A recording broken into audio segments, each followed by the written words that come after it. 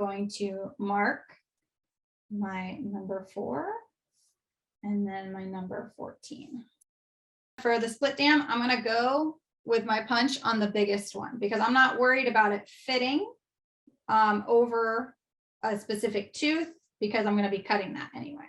So I'm going to do one punch, and whenever I punch, I always like to push through.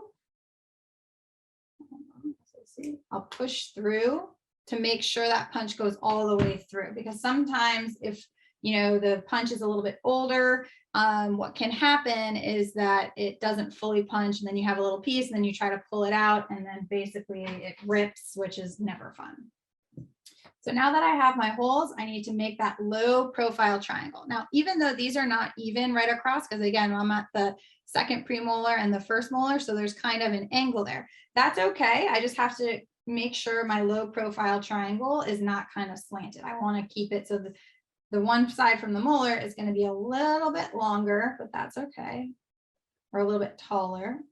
And then to the premolar is going to be a little flatter. And this does not have to be perfect. You can see mine's a little off center, but the key is there. You see that little stingray. He looks like a little happy stingray. Now that we have our dam ready, and this is the part where I'll get this all ready and I'll kind of put it off to the side. This is our W2 clamp, and I'm going to put that on my number 4. Did I say 5 before? I think I said 4.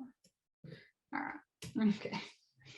All right. So I'm going to put that there.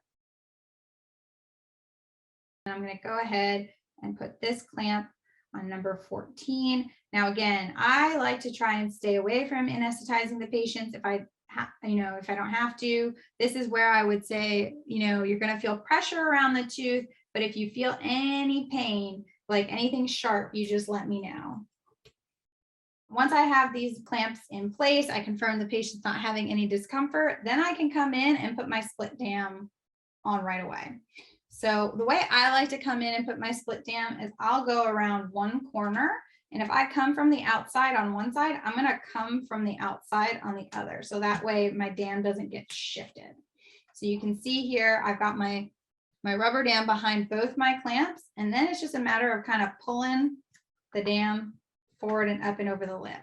And the beauty of the split dam really is that the upper lip is your friend, and it'll kind of tuck right under.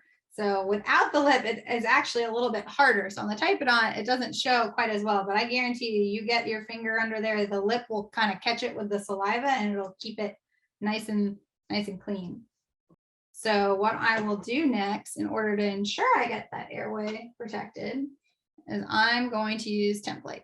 So like I said, this sets like really ridiculously fast. I want to say it's like 30 seconds, and it doesn't drip, which to me is the 2 most important characteristics when I'm doing something like this.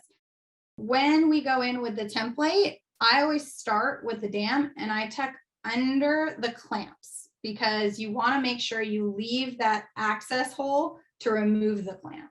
So if you start on the rubber dam and kind of go back and forth, you're able to kind of build off of the rubber dam and prevent that from going down the patient's throat. And again, kind of tuck under, and you can use almost the tip, just kind of smooth it amongst the patient's palate. And then that's it. Now you can't see anything. There's nothing getting behind there. Only thing behind there is going to be the patient's saliva.